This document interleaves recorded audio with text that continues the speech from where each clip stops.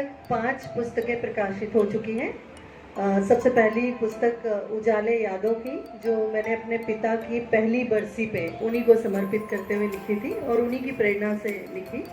और उसी श्रृंखला में अमृतानुभूति एक काव्य संग्रह, अपनी राह तो चले कबीरा, कबीर के आलेख हैं उसमें, और उसके बाद जुबाने एहसास एक गजल संग्रह है ऐसे, और एक कर्जदार कहानी है जो जिसके कैरेक्टर असली हैं।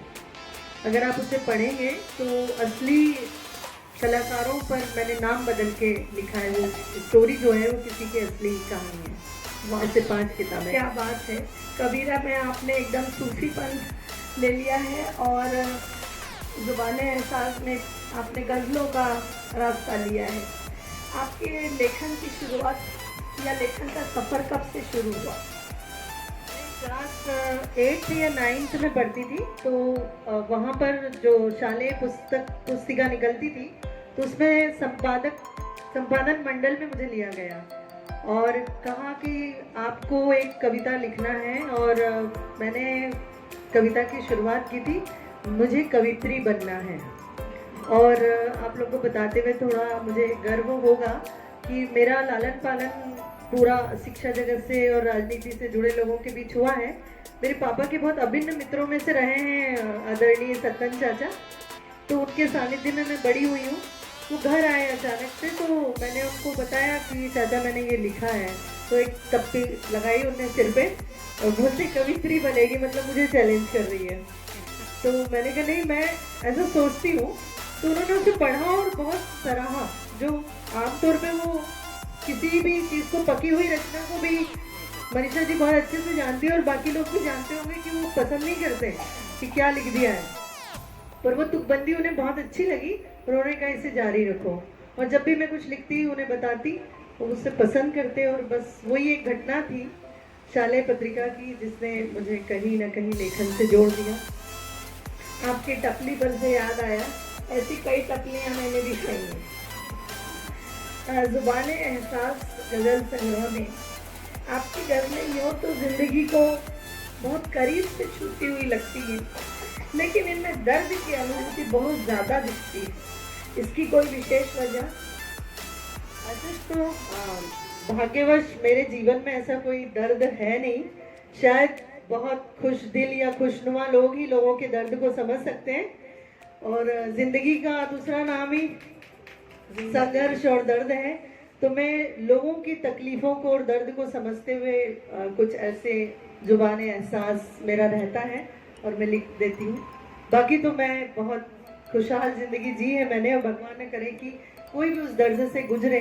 लेकिन जब मैं किसी का दर्द सुनती हूँ तो मुझसे रहा नहीं जाता और मेरी कलम चल उठती है। रफीका जी के उर्दू शब्द में बहुत बोलूँगी आमीन। राजनीति पर बड़े सुंदर तरीके से कटाक्ष दिए हैं आपने। क्या इस लेखन से आपको कहीं कोई सामाजिक परिवर्तन नजर आया? यदि हम उसे आत्मसात करें और दिल की गहराइयों से पढ़ें तो बिल्कुल आएगा, क्योंकि आजकल हम जैसे देखते हैं कि रिश्तों में भी राजनीति शामिल हो गई है। राजनीतिक सरोकार कहीं न कहीं रिश्तों में, संबंधों में भी आ ही गया है। हम लोग बहुत संकुचित हो गए, हमारे दायरे बहुत सिमट गए। तो जैसा मैंने बताया कि शिक्षा और राजनीति का परिवेश मैंने घर में ही पाया है, और घर में ही वो राजनीतिक चालें मैंने देखी है बहुत बचपन से। तो वही एक प्रेरणा शायद रही है जो मैं, और आपका प्रश्न है कि परिवर्तन आएगा, तो हर लेखक यही चाहता है कि हमारे लेखन से समाज को कोई दर्शन या कोई दिग्दर्शन मिले। तो प्रयास तो यही है कि हम संभलने और समझने का प्रयास करें सभी लोग मिलकर। आपका विश्वास दर्शाता है कि आपकी किताब का काफ़ी प्रचार और प्रसार होना चाहिए ताकि लोगों में कुछ परिवर्तन आए। ख्वाब देखने से ज़्यादा आप जिंदगी के कठोर धरातल पर चलने की सलाह देती हैं। तो क्या फिर व्यक्ति ख्वाब देखे ही नहीं, तो फिर वह मंजिल तक कैसे पहुँचेगा?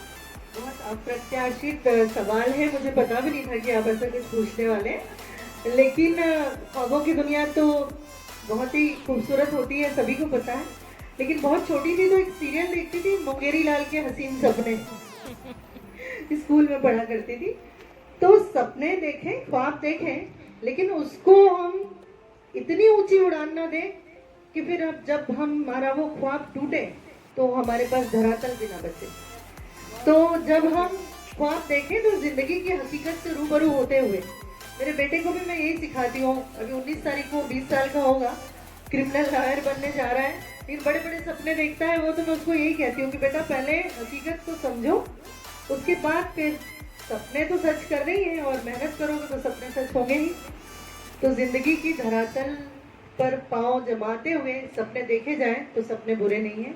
ख्वाब तो देखना हर जिंदा आदमी का ख्वाब होता है।